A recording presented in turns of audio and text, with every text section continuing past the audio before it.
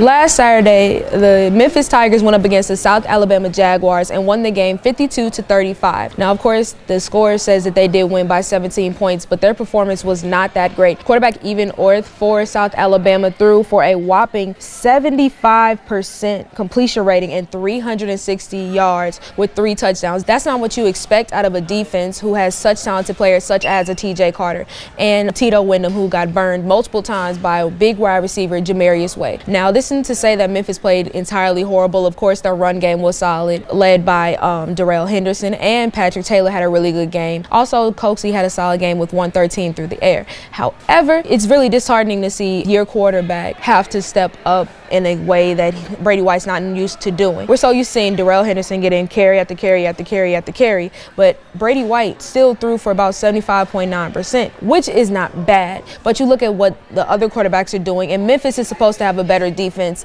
than that of South Alabama. But as difficult of a game this was for that defense, it was a big loss losing outside linebacker Jackson Dillon, whose injury is still not confirmed. So it'll definitely be losing another big star, especially looking at what he's been through over the last couple of years. It's going to be a tough road for this defense, but hopefully they'll be able to pull it out against a tough Tulane offense.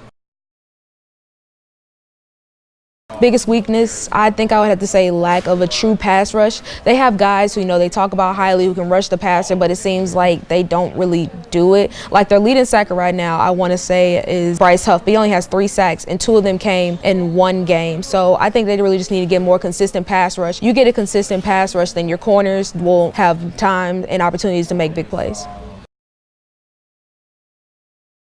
Memphis does not have a bad team. They're in fact very, very good. But if you look at their defense, they do have some holes. They did get 2 sacks in the game, but the first one came pretty much at the beginning. The second one came towards the very end. We talk highly of linebacker Bryce Huff and other talented guys like Jackson Dillon, like O'Brien Goodson, but they still were not able to create pressure.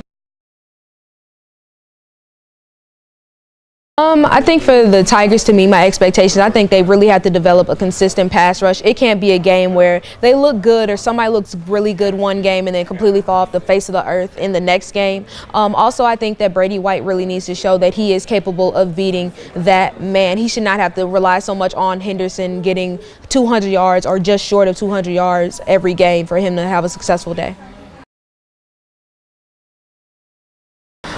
When it comes to Darrell Henderson, I mean, it's always good to appreciate a strong, really good running back, but you also take into account the defenses that he's doing this against. For me, I don't want to consider myself a cynic, but it's hard for me to really give him all that credit until I see him go up against a formidable defense like UCF or like Mizzou, play teams like that are pretty much better suited to go against the run.